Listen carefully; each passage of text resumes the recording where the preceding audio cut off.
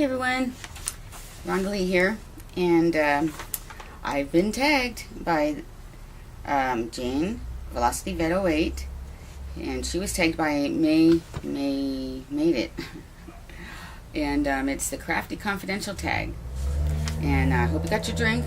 I got mine.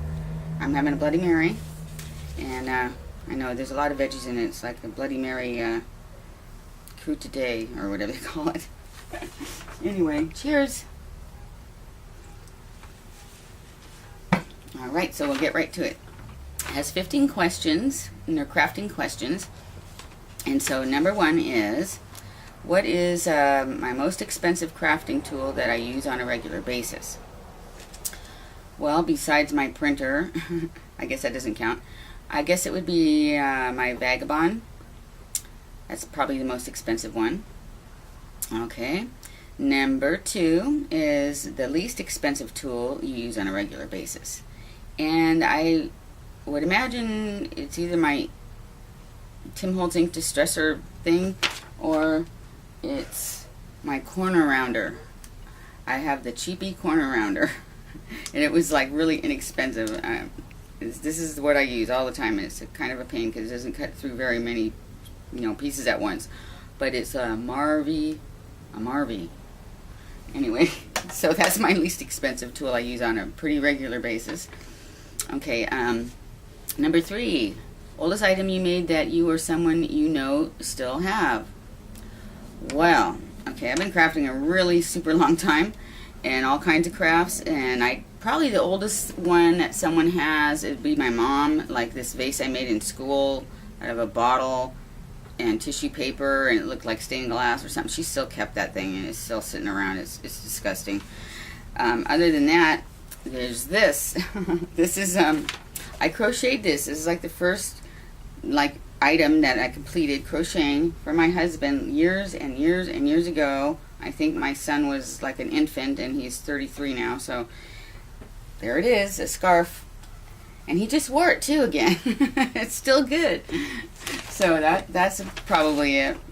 Okay, number four, crafting tool that was a waste of money. Ah, yes. Oh shoot, I forgot to bring it over here. Well, it's something I bought within the last year, and I thought it would be so cool. And it's a stamping thing, like for this. Oh my god, the cling stamps, but it's like got a rocker deal on it and a handle, and I thought that would be so cool, but I'm really bad with it. So yeah, and it was like about $17 or something like that, and I got it at a craft convention, and yeah, that was kind of a waste of money. I still just want to replace it with the normal big block thing, because I'm still using that little skinny block about this big from Michael's. Oh, it's terrible. Anyway, so that was the waste of money thing. Okay, number five, crafting tool that was the best bargain. Well, the best bargain was definitely my Bind-It-All, because my Bind-It-All was given to me by Ellen. What a sweetheart, because she wanted to get a cinch, so she gave me that, so that was definitely the best bargain of all time. Number six, best storage idea you have implemented. Oh, that's a good one.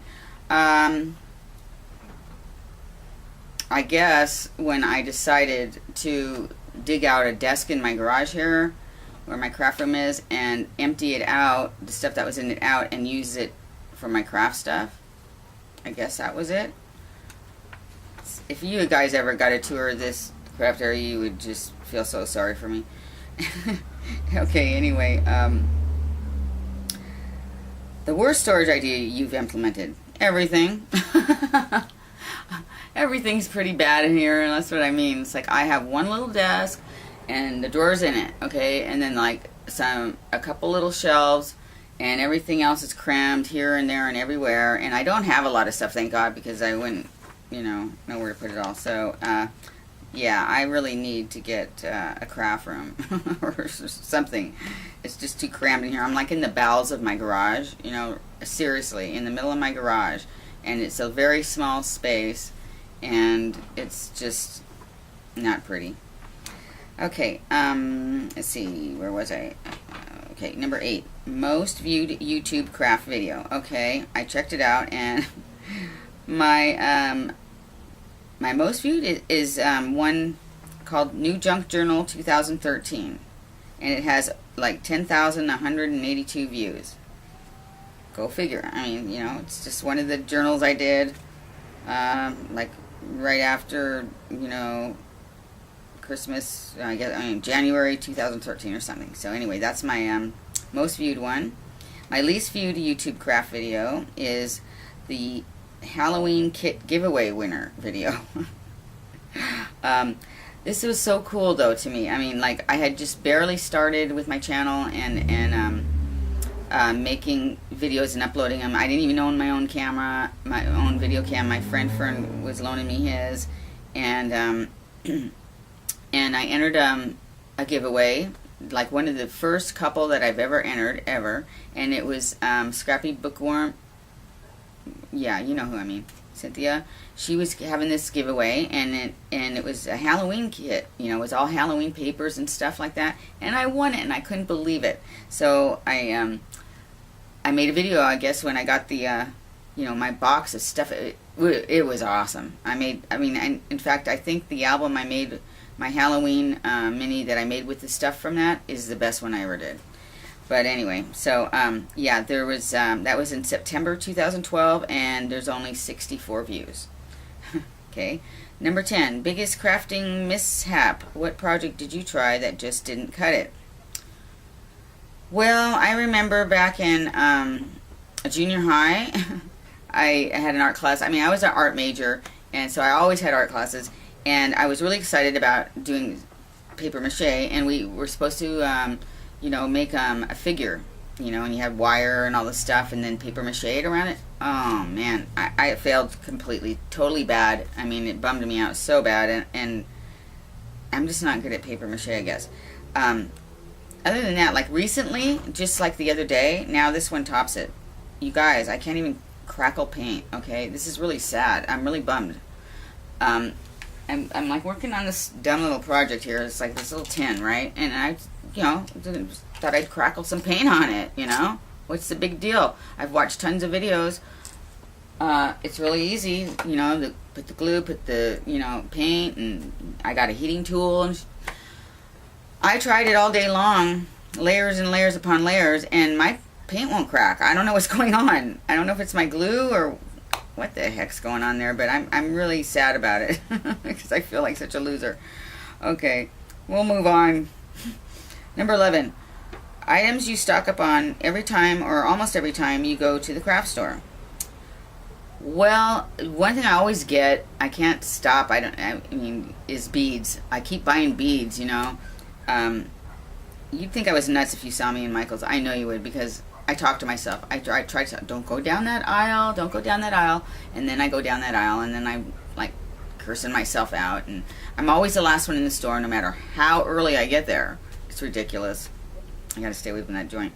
Anyway, okay, so I get beads all the time, and embellies, you know, flowers or whatever, embellies and stuff like that. Okay, 12. Favorite non-craft store place to buy supplies, items for crafting. That would definitely be the thrift stores and the dollar stores. Number 13. Craft you wish you could do but can't. Cards. I so am impressed with everyone that makes cards. I don't know what it is. I'm not good at cards, layouts, that kind of thing. I wish I was, because boy, that could come in handy, because I gotta buy a lot of cards a lot. If I could make them, it'd be better. Anyway, maybe someday. 14. What's next in your craft tool wish list? Well, one thing that's been on it a long dang time, and I'm getting tired of it, I'm gonna have to just order it online, because Michael's never has it, Joanne's never has it, no one around here, no stores ever have it, and I want the Tim Holtz Baroque die God. Is that so much to ask for? But besides that, that's an ongoing thing. I want the large, you know, stamping block, that clear one, like to replace this thing I got. And maybe someday, although it's so expensive and it just seems silly, but I wouldn't mind having that big corner chomper. I'd like to replace that little thing. And an HEG, you know, that might be nice. I mean, I keep thinking I need it, but I don't know if I really do. I got my Scotch quick dry glue, and I don't know, but I'm thinking, you know, everyone has one, so I need one. Okay, and the last question, number 15, what made you start a YouTube channel? Well, I was going to YouTube a lot for not crafting things at first. It was like music at first, and then I found out that, oh, they have everything. So then it was like for information, like how to fix my washer or something like that, and things like that, how to turn my bike into like a motorized bike and stuff. And then I was looking for, I'm always crafting, I've always been, so I'm into origami a lot, and so I was like, I think I was going there looking, I'd been going there and getting origami, you know, tutorials and stuff. And somehow one day I looked over to the side or whatever, and I don't know, I saw something about a mini scrapbook or something. I clicked on it, and it was you know who she, oh my God, Annexanero, you know, she's so good. Oh my God. And I saw her stuff first, and then that led me to more videos, of course, and I started watching everybody in this community with their mini albums and stuff like that, and I watched for a really long time. And so I think I started it at first to be able to make a playlist or something, or like to get like subscribe to them, so I would always know and wouldn't miss anything, like know when they uploaded a new video. I think that was really how it started. And then so I watched for a long time, and then I started, you guys will laugh at this, but it's the truth. When I saw some of Annie's stuff, I mean, I was willing to buy something. I didn't care how much it cost, $200. I mean, I was going to buy it. This one steampunk album she had, you know, and I didn't understand yet what was going on with this whole thing, you know, and I figured she was making them and selling them or something. So I started sending her, you know, messages asking her, you know, how much I want to buy that, you know, and she would send me messages back, you know, really nice, saying it's not for sale, you know, and I was like, what? I don't get it. And I'm like, well, I'd write her back, why not, you know, come on, just tell me how much it is, you know. And she would tell me, you know, that you know, well, it's hard to put a price on it, you know, there's a lot of time and, you know, stuff goes into it, and they're not really for sale, you know. And now of course I understand that, but that poor lady must hate me, because I have really bugged her. I just couldn't get it why she wouldn't sell me one, you know, and you know, and I asked a couple other people too, and they wouldn't either. And then thank God for Michelle, like she sold me, she let me buy one of her journals that she made, and I love it to death to this day. So anyway, that was really cool. I was so thankful for that. So anyway, yeah, then I well, no one would sell me anything, right? And this is before Michelle sold me that thing. So I go, God, I guess I'm gonna have to try to make them myself. And so I was hooked. I had been watching you guys for a long time, and loving it. And so I started, you know, buying a little bit of stuff at a time. You know, my first paper pad, you know, it was the heirloom collection, which is a good one to start with. It really is. And you know, I started, you know, I think the first one I ever made was like Elsa, you know, what's her thing? Elsa, you know, anyway, she had this one album, and I copied that, and so I started making things and just kept watching everybody. And then my friend suggested that well, why don't you make a video showing all these things you've made now, you know? And I was, oh, no, you know, and I don't even have a camera. So he said, I have one, you know, and so he loaned it to me, and so I got brave enough, and I finally, you know, decided to make a video showing all the things I had made to that point, and saying hello and introducing myself to the Scrappy community. And then it just took off from there, you know, and it's been just great. Gosh, I love all you guys, okay? I mean, thanks to all my subscribers and all the great friends I've made all over the world. It's just amazing, you know, it really is. It just gave me, I think I was pretty jaded until until this happened.